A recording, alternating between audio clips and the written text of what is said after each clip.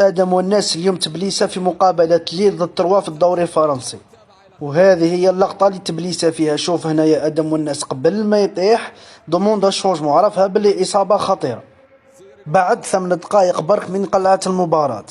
والناس ما عندوش الزهر، ديما كي يلحق الأعلى مستوياته يتبليسة ويعاود يهبط المستوى نتاعو. هذه الإصابة الرابعة ولا الخامسة اللي تعرض لها في المسيرة نتاعو، إن شاء الله ما تكونش قراف ويرجع في أقرب وقت الملاعب.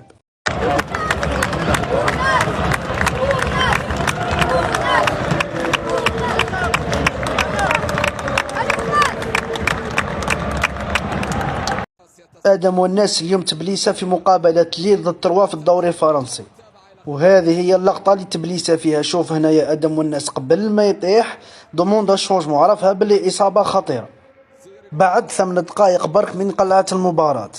والناس ما عندوش الزهر، ديما كي يلحق الأعلى مستوياته يتبليسة ويعاود يهبط المستوى نتاعو. هذه الإصابة الرابعة ولا الخامسة اللي تعرض لها في المسيرة نتاعو، إن شاء الله ما تكونش قراف ويرجع في أقرب وقت الملاعب.